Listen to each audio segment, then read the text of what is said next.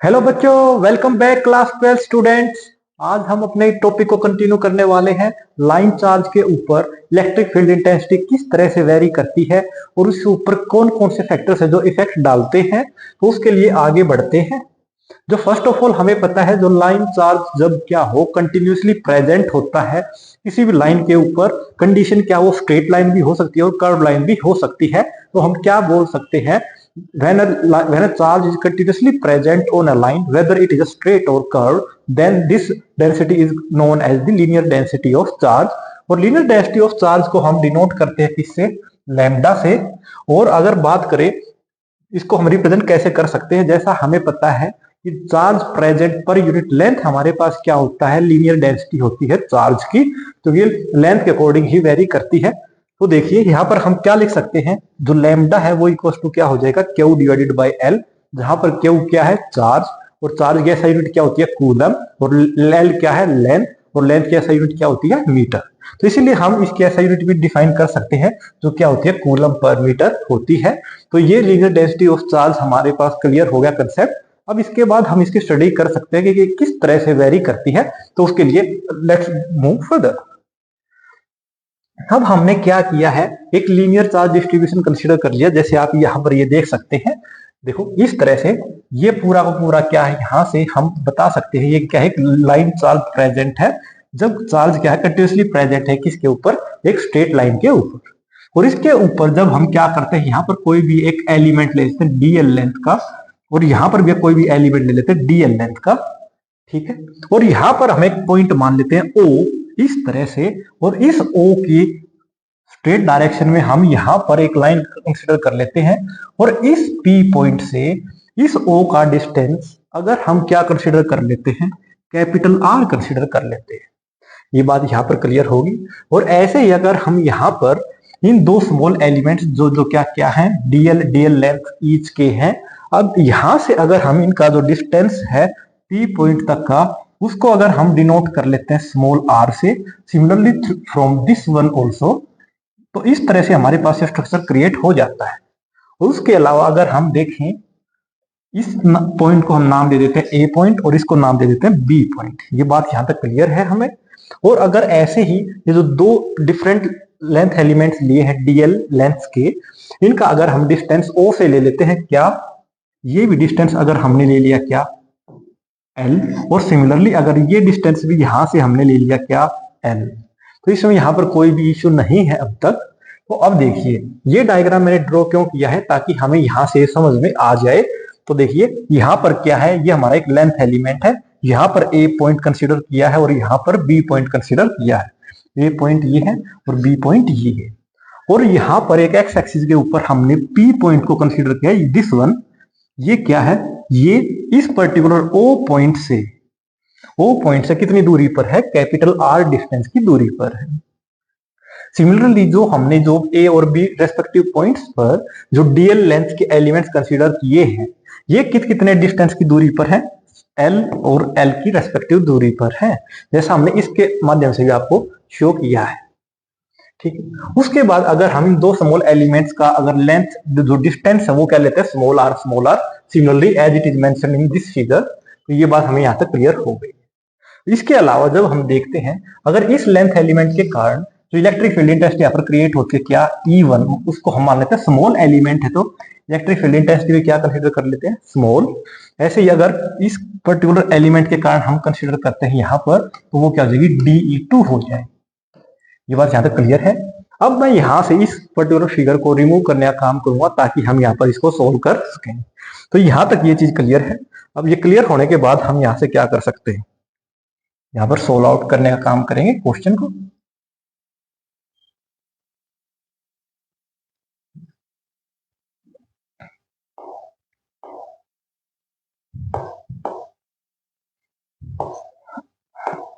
Okay, देखिए तो यहाँ पर जो हमारा पी पॉइंट है वो ओ से कितनी दूरी पर है, तो हम क्या लिख सकते हैं, जो डिस्टेंस है ओ पी वो किसके इक्वल है, वो है कैपिटल आर के।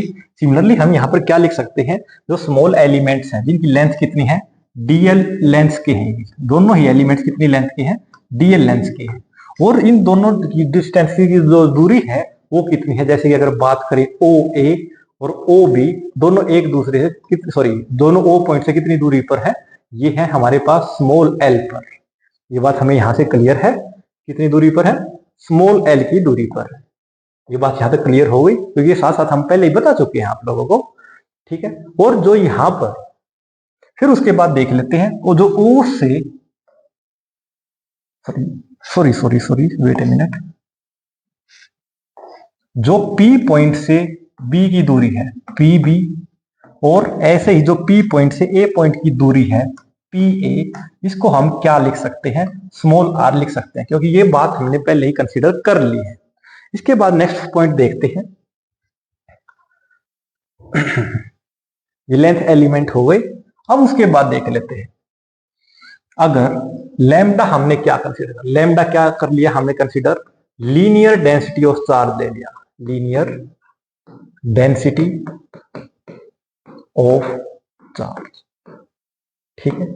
हमें अब एक बात पता है, जो इलेक्ट्रिक फील्ड इंटेंसिटी होती है जनरल, अगर हम बात करें इलेक्ट्रिक फील्ड इंटेंसिटी का फॉर्मूला क्या होता है, 1/4 pi epsilon not into Q divided by R का स्क्वायर होता है। ये फॉर्मूला हमें पता है।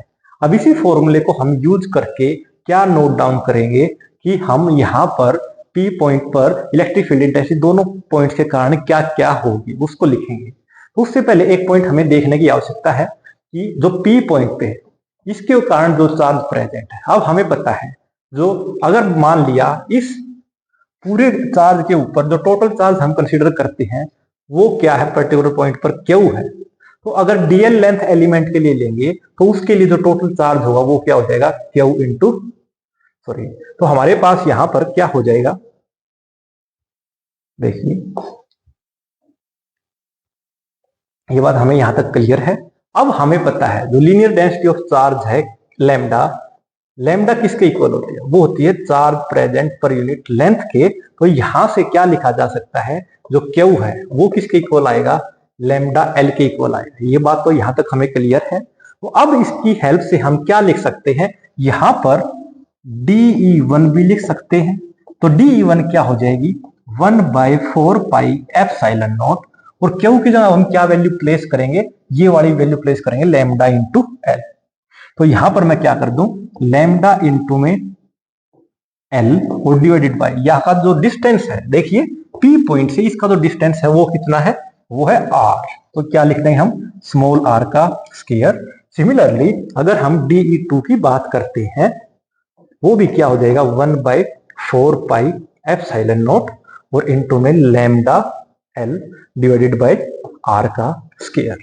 ये बात हमें यहां तक क्लियर है, ठीक है। उसके बाद यहां पर देख लीजिए, उसी फिगर को एक बार हम दोबारा से ड्रॉ कर देते हैं। ये हमारा क्या है, यहां से ये क्या है, P पॉइंट है, और ये क्या है, O पॉइंट। यहां पर चार्ज प्रेजेंट है इस तरह से, ठीक है। यहां से क्या ले लिया, एक हमने ऐसे ही इस पॉइंट से क्या ले लिया, इस तरह से एक एलिमेंट कंसीडर कर लिया, ठीक है। अब यहां पर क्या है, डीएल लेंथ का एलिमेंट है, यहां पर भी डीएल लेंथ का एलिमेंट, ठीक है। ये क्या है, डिस्टेंस कैपिटल आर था, ये क्या था, स्मॉल आर, और ये भी क्या था, स्मॉल आर। तो यहां पर जो इलेक्ट्रिक फील्ड इंटेंसिटी हमने क्या कंसीडर करी थी, DE1 कंसीडर करी थी, और यहां पर क्या कंसीडर करी थी, DE2 कंसीडर करी।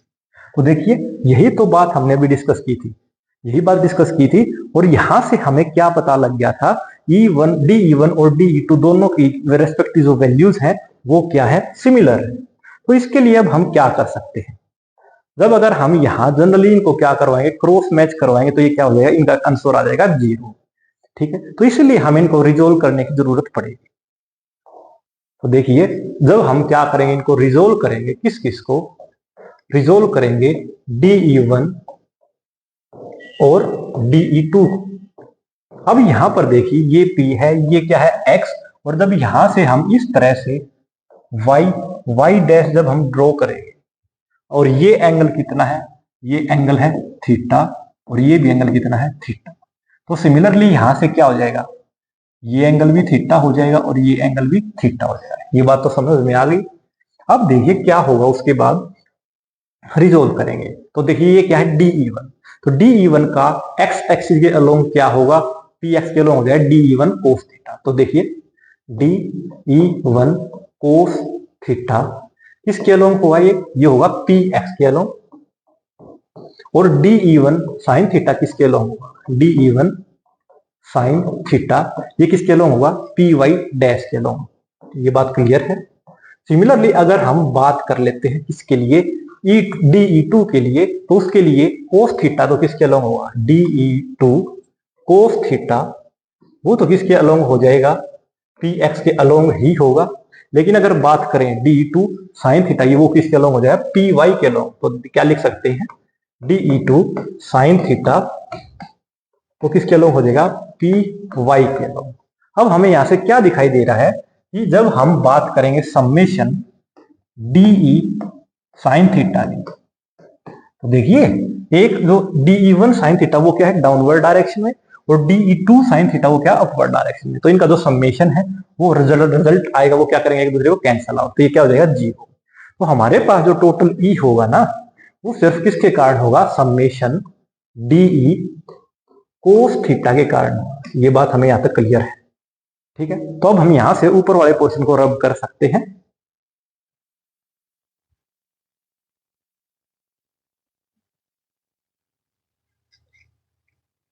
ये बात यहां तक हमें क्लियर है।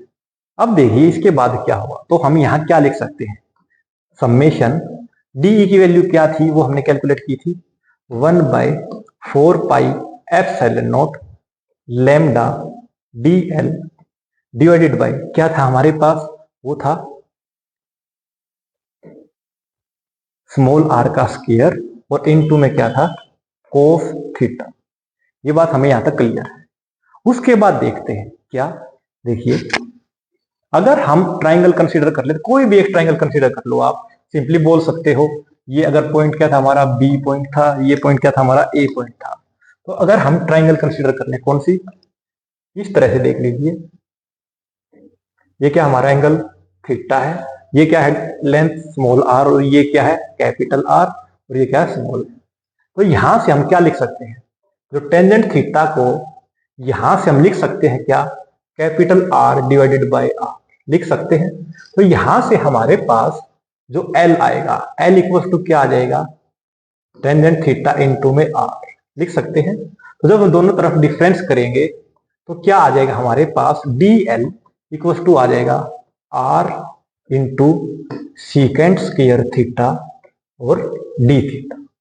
हमें यहां पर ये वैल्यू लिख के रखनी है अभी के लिए, ठीक है। उसके बाद अगर हम बात कर लें इसी ट्राइंगल के अंदर हमें क्या लिखना हो, कोस थीटा। तो देखिए सिमिलरली हम यहां पर कोस थीटा की अगर बात करें, कोस क्या होता है हमारे पास होता है बेस अपॉन हाइपोटेनस। तो बेस क्या है आर और हाइपोटेनस क्या है स्मॉल आर। यहां से हम क्या कर सकते हैं, इसको हम इस तरह से नहीं लिख सकते, इसको आर को इधर ले जाएंगे तो क्या आ जाएगा कोस थीटा और divided by capital R equal to क्या हो जाएगा 1/स्मॉल आर। जब हम इसको दोनों तरफ जब स्क्वायर कर देंगे तो उसके बाद क्या होगा हमारे पास,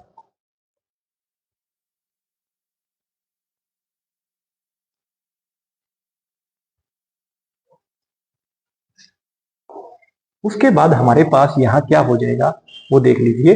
तो देखो ये बन जाएगा हमारे पास cos square theta divided by r square equal to आ जाएगा 1 डिवाइडेड बाय आर का स्क्वायर। एक तो ये वैल्यू होगी हमारे पास, ठीक है। और दूसरी वैल्यू हमें ये यूज करनी है क्या, D L equal to are into secant square theta into में डी थीटा। ये वैल्यू जब हम यहां यूज करने वाले हैं, ये हमने ये चीज कैलकुलेट की, तो देखिए इनको हम यूज किस तरह से करेंगे, तो उसके लिए क्या करते हैं, अभी हमने जस्ट डिराइव किया था जो ई था, ई किसके इक्वल आया था, summation 1/4 pi epsilon naught lambda D L divided by small R square into में कोस थीटा है। ये बात आई थी। अब इसमें क्या करेंगे, समेशन एज इट इज रख देते हैं, 1/4 पाई एप्सिलॉन नॉट भी एज इट इज रख देते हैं। अब लैम्डा की वैल्यू क्या है एज इट इज, तो ये लैम्डा रख दिया हमने एज इट इज। अब देखिए ये क्या है डीएल, तो डीएल की वैल्यू हम ये यूज कर सकते हैं R secant square theta D theta. तो देखिए R secant square theta into D theta. ये बात हमें क्लियर हो गई। उसके अलावा हम क्या लिख सकते हैं, फिर उसके बाद बच गया 1/r²। तो 1/r² की वैल्यू जो कोस स्क्वायर थीटा बाय r² लिख सकते हैं। तो इसको मैं लिख देता हूं कोस square theta divided by capital r²। ठीक है, और इनटू में जो ये कोस थीटा है हमारा, ये क्या है, एज इट इज। ये बात हमें क्लियर है यहाँ पर। अब देखिए, हमें पता है जो सीकेंट थीटा वो कोस थीटा क्या होता है, रेसिप्रोकल। तो यहां से इस सीकेंट स्क्वायर थीटा से ये कोस स्क्वायर थीटा कट सकता है, जो हम काट देंगे।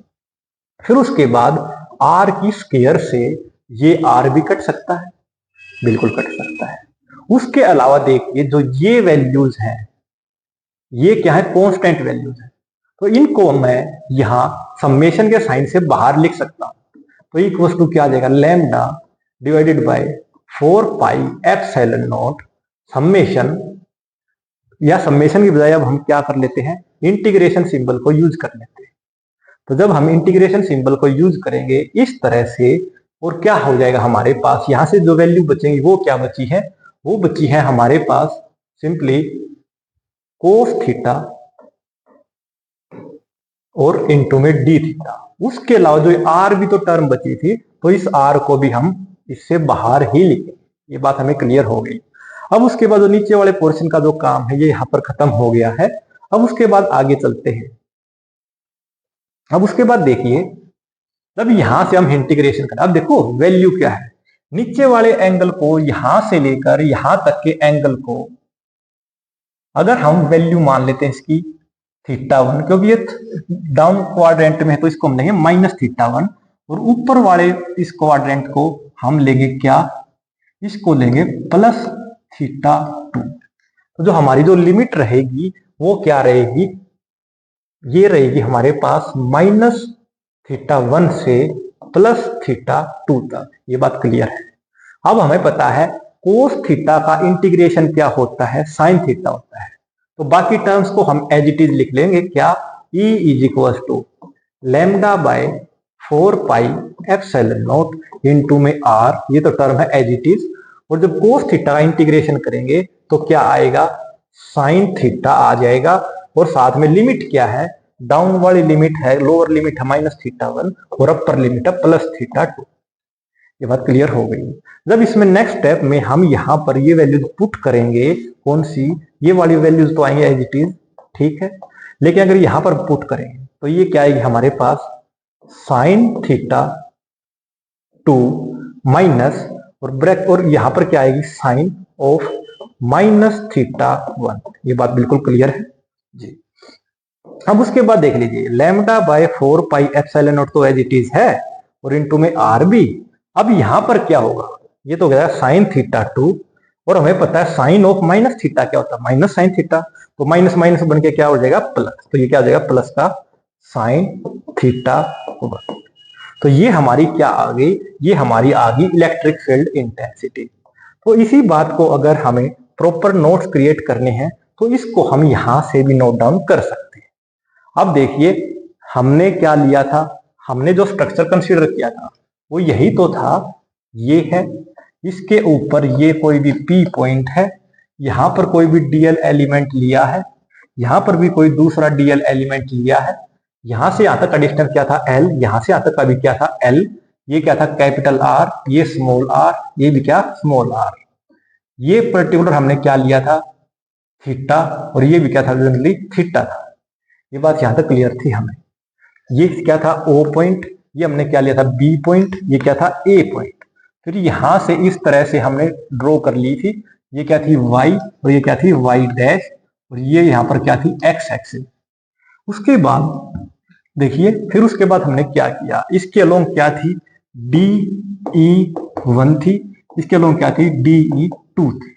तो देखिए यहाँ पर लीनियर डेंसिटी ऑफ चार्ज क्या ली, लैम्डा। P पॉइंट कितने डिस्टेंस पर लिया, कैपिटल R पर लिया। फिर जो लेंथ एलिमेंट से DL लेंथ के, वो L डिस्टेंस पर है कहां से, O पॉइंट से। तो चार्ज ऑन DL क्या हो जाएगा, लैम्डा इंटू में DL। फिर उसके बाद इलेक्ट्रिक फील्ड इंटेंसिटी P पर क्या हो जाएगी, DE1 और DE2 हो जाएगी। अब यहां से हमने मेंशन कर लिया जो DE1 और DE2 किसके इक्वल है, 1/4πε0 डी क्यूब वाई में आर स्क्वायर और डी क्यूब वाई में आर स्क्वायर। तो डी क्या आ गई 1/4 pi epsilon not into lambda DL by R का स्क्वायर। लेकिन हमने देखा जो DE1 और DE2 क्या है, सेम है और वो कैंसिल आउट करें डिफरेंट डायरेक्शन के कारण, इसलिए हमें उनको रिजोल्व करना पड़ेगा। तो रिजोल्व करने के लिए हमने क्या किया, E1 के तो कंपोनेंट क्या बने, E1 कोस थीटा और E1 साइन थीटा।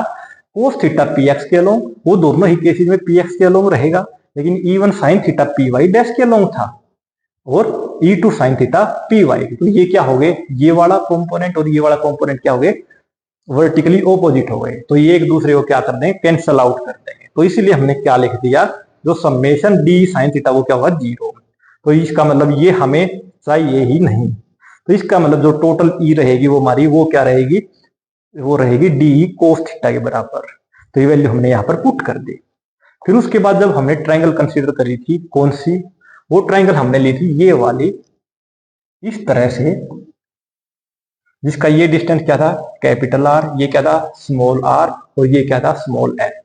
तो इस ट्रायंगल को जब हमने कंसीडर किया तो यहां से हमारे पास क्या आया, एल की value L by r equal to tangent theta i और एल इक्वल टू आ गया आर टेंजेंट थीटा। तो यहां से जब डिफरेंशिएशन किया, आफ्टर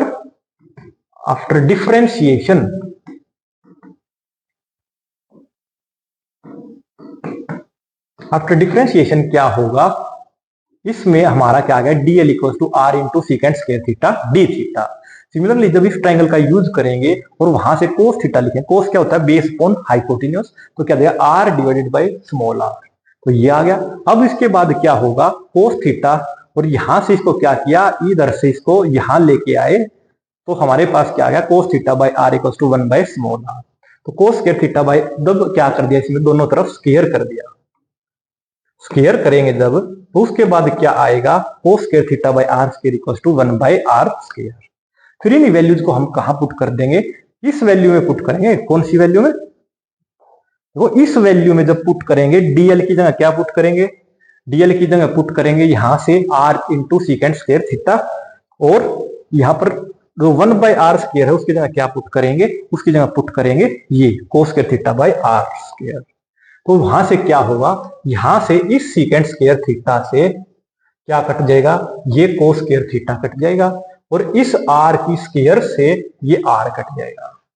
और इंटीग्रेशन हमारे पास कहां से कहां तक है, -θ1 से +θ2 तक। फिर जो ये जो सारे कंपोनेंट थे ये क्या थे कांस्टेंट, तो इसको क्या ले लिया हमने इंटीग्रेशन से बाहर ले लिया और कोस थीटा। फिर हम क्या कर देंगे, इस पर्टिकुलर टर्म का इंटीग्रेशन कर देंगे। तो क्या आएगा हमारे पास, कोस का इंटीग्रेशन क्या होता है साइन थीटा, और लिमिट कहां से कहां तक है -θ1 से +θ2 तक।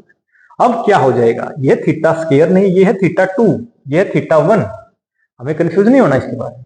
तो ये क्या आ गया λ/4 पाई एप्सिलॉन नॉट इंटू में आर, और ये क्या आ जाएगा sine θ2 minus sine theta minus minus plus हो जाएंगे, तो ये आ जाएगा साइन θ2 प्लस साइन θ1। और ये हमारा क्या आ जाएगा, ये हमारा आ जाएगा रिजल्ट किसका, electric field intensity at a point due to linear charge distribution. इसके अलावा एक टर्म और अराइज हो जाती है, वो क्या होती है, अगर हमारा ये जो डाइपोल है, सॉरी जो लीनियर चार्ज डिस्ट्रीब्यूशन, ये क्या हो लार्ज, मतलब कि अगर हमारा जो थीटा, अगर इसको देखें इस तरह से, अगर ये पूरा का पूरा एंगल जो θ2 है ये क्या हो जाए π/2, और ये वाला जो पूरा एंगल है ये भी क्या हो जाए π/2। हम इसमें कहना क्या चाह रहे हैं, हम ये बताना चाह रहे हैं अगर इसके अंदर जो लीनियर चार्ज डिस्ट्रीब्यूशन वो क्या हो जाए काफी बड़ा, कितना बड़ा कि हमारा जो θ1 है, θ1 और θ2 दोनों किसके लगभग हो जाए 90 डिग्री इक्वल हो जाए। तो हमें पता है साइन थीटा सॉरी साइन 90 किसके इक्वल होता है, 1 के इक्वल होता है। तो उस टाइम पर जो हमारा E है इलेक्ट्रिक फील्ड इंटेंसिटी, वो क्या बन जाएगा, वो बन जाएगा lambda divided by 4 pi epsilon not into में आर, और ब्रैकेट में क्या आ जाएगा साइन 91 और प्लस का साइन 91, तो 1 + 1, तो ये क्या आ जाएगा हमारे पास lambda by 4 pi epsilon not into में आर और +1 + 1 2, तो ये क्या आ जाएगा 2 लैम्डा। तो उस टाइम पर इलेक्ट्रिक फील्ड इंटेंसिटी क्या हो जाएगी, ये इसको फर्दर सोल्व भी कर सकते हो, 2 × 1 = 2, 2 × तो इसका रिजल्ट हमारे पास lambda by 2 pi epsilon not में आर भी आ सकता है। ठीक है, आज का जो अपना सेशन है, आज के सेशन में हम इसी चीज को कवर अप करना था जो हमने प्रॉपरली मैनर में कर लिया है। आई होप आपको ये वीडियो बेनिफिशियल लगी होगी। मिलते हैं नेक्स्ट वीडियो के साथ। Thank you and have a nice day.